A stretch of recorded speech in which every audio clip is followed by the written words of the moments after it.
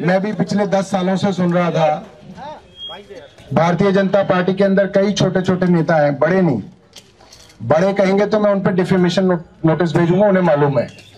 ये तो जो छोटे छोटे नेता हैं जिनको उनके मोहल्ले के बाहर कोई नहीं जानता कि ये भी नेता है, वो नेता 10 सालों से कहते थे कि भाई जीके के अंदर सौरभ की कोठी है, हमने देखी है।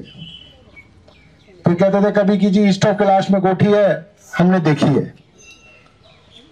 कोई कह रहता था कि जी साकेत में कोठी है, बहुत बड़ी कोठी है, हमने देखी हुई है। तो अब हम वो बीजेपी के उन छोटे छोटे लोगों को ढूंढ रहे हैं कि भाई अगर तुमने देखी है तो ईडी को बता दो, अब किस चीज का इंतजार कर रहे हो? तुम गली के अंदर चाय वाले को बताते थे, बेचारे को उसको क्या पता, वो क्या करेगा? वो कुछ कर ही नहीं सकता मेरा। अब ईडी को बता दिया है, अब ईडी ढूंढ रही है कि उनको मेरी प्रॉपर्टियां नहीं मिल रही हैं, उनको पैसा नहीं मिल रहा, उनको कहीं जेवर नहीं मिल रहा, उनको कहीं जमीन जायदाद कुछ नहीं मिला बेचारों को। मेरे इलेक्शन का एफिडेविट लेके गए मेरे घर से, बस और कुछ नहीं मिला उन्हें। मेरे इलेक्शन का एफिडेविट जो मैंने इलेक्शन कमीशन में फरवरी में दिया, और मेरा फोन ले गए। बहुत सारे लोग, आप मेरा फोन ट्राई कर रहे होंगे, तो मेरा फोन जो है व्हाट्सएप बहुत सारे लोग करते हैं, आप लोगों ने करे होंगे, तो मेरा व्हाट्सएप जो है वो नहीं चल रहा है क्योंकि ईडी वाले लोग जो है मेरा फोन ले गए हैं सील करके।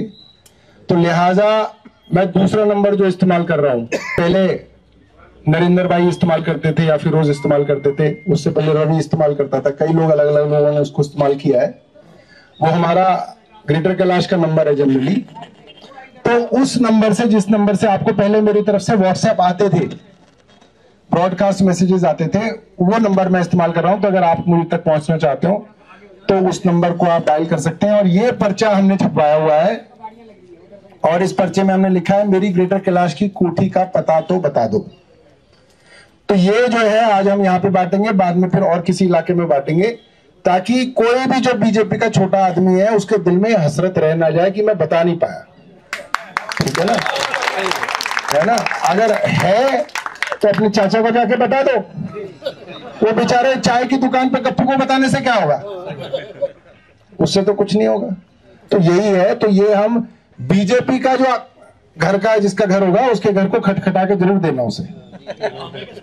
वो बड़े डरपोक कर निकलेंगे नहीं बाहर, मुझे मालूम है, तो उनके दरवाजे से नीचे खिसका देना, ठीक है? क्योंकि उनमें इतना दम भी नहीं है कि वो बाहर आके निकल पाए, क्योंकि कैमरे पे कुछ बोल नहीं पाएंगे, पीछे पीछे बोलते हैं। तो ये चक्कर हम लोग लगाएंगे।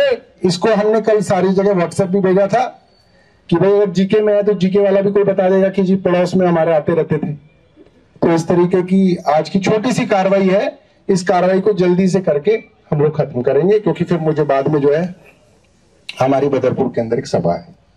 आप सब लोग आए, और मैं ये मौका इस चीज के लिए भी लेना चाहता हूं कि आज भी मैं देख रहा हूं कि हमारे अलग अलग एरिया से लोग आए हुए हैं, जीके से लोग आए हुए हैं, ईस्ट ऑफ कैलाश से लोग आए हुए हैं, सावित्री नगर से, शाहपुर जट से, चिराग दिल्ली से, जमरुदपुर से, और अलग अलग इलाकों से, खिड़की एक्सटेंशन से, शेख सराय से, डीडीए फ्लैट्स कालका जी से, डीडीए खिड़की से, जगदम्बा कैंप से, मैं जहां जहां लाल गुम्बद से, जहां जहां मैं देख रहा हूं अलग अलग साथी हमारे अलग अलग जगहों से आए हुए हैं। अरुण भाई भी आए हुए हैं हमारे मदनगीर से, चितरंजन पार्क से भी आए हुए हैं, अलकनंदा से भी अंकल आए हुए हैं, जीके 2 एनक्लेव से तुली जी आए हुए हैं।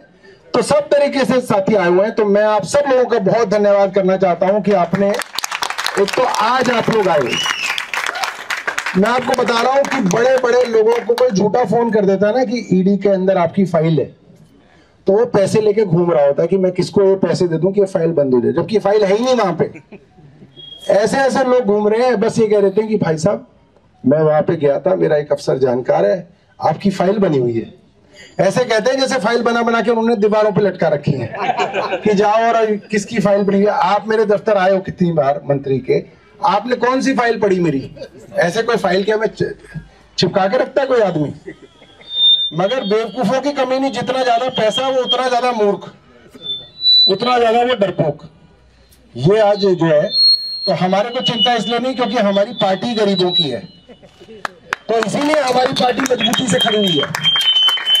आज हमारी पार्टी इन लोगों के खिलाफ क्यों खड़ी हुई है? हमारी पार्टी का वर्कर क्यों इनकी आंख में आंख डाल के 18 घंटे तक हम लोग नारे लगा पाते हैं?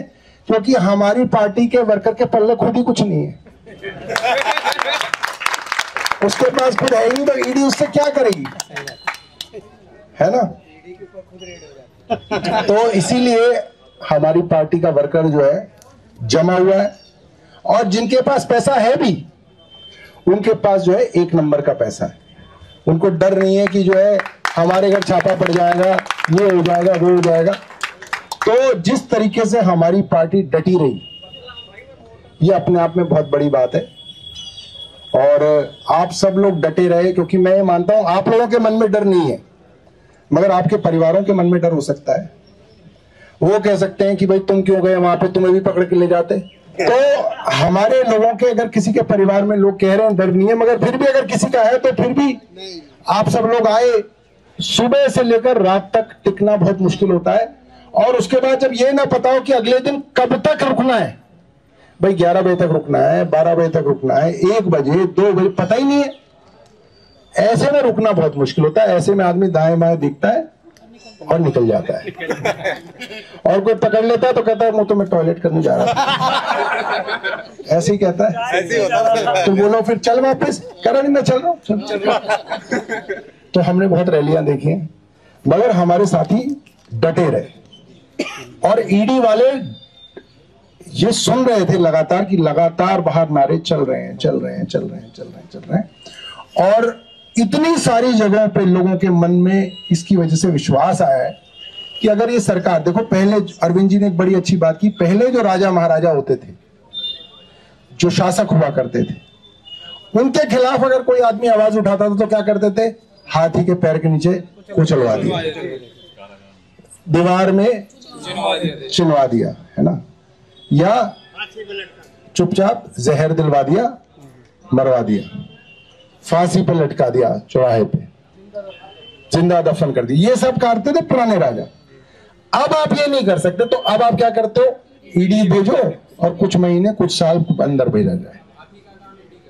तो अब ये काम जो है ये सारी की सारी सरकार कर रही, क्योंकि एक तानाशाह सरकार है, इससे ये सहन नहीं हो रहा कि इनसे कोई सवाल पूछ रहा है। वैसे तो कम ही पूछ रहे हैं, बहुत ज्यादा पूछ ही नहीं रहे, मगर जो लोग पूछ भी रहे हैं उनके पीछे भी ये ईडी सीबीआई इस तरीके से लगा रहे हैं ताकि हम लोग चुप हो जाएं। मगर हमारी पार्टी ने फैसला किया है, अगले दिन अरविंद केजरीवाल ने सीधा कर दिया, अपना शुरू हो गया वो, अब वो नहीं रुकेंगे इनसे। तो आज हम इस पर्चे को बांटेंगे, और आप सब लोगों का बहुत बहुत धन्यवाद कि आप सब लोग उस दिन भी आए और आज भी आए, बहुत बहुत धन्यवाद। जो कोई भी साथी सौरभ भारद्वाज की कोठी का पता ढूंढ के लाएगा 21 लाख का नगद इनाम पाएगा। सुनो सुनो, जो कोई भी साथी सौरभ भारद्वाज की कोठी ढूंढ के लाएगा 21 लाख का नगद इनाम पाएगा। 21 लाख। जो कोई भी साथी सौरभ भारद्वाज की कोठी ढूंढ के लाएगा 21 लाख का नगद इनाम पाएगा। जो कोई भी साथी सौरभ भारद्वाज की कोठी को ढूंढ के लाएगा 21 लाख का नगद इनाम पाएगा। जो कोई भी साथी सौरभ भारद्वाज की कोठी को ढूंढ के लाएगा 21 लाख का नगद इनाम पाएगा। और सुनो सुनो सुनो जैन साहब, जो कोई भी साथी सौरभ भारद्वाज की कोठी को ढूंढ के लाएगा 21 लाख का नगद इनाम पाएगा। 21 लाख 21 लाख 21 लाख। सुनो सुनो सुनो, जो कोई सौरभ भारद्वाज की कोठी को ढूंढ के लाएगा 21 लाख का नगद इनाम पाएगा।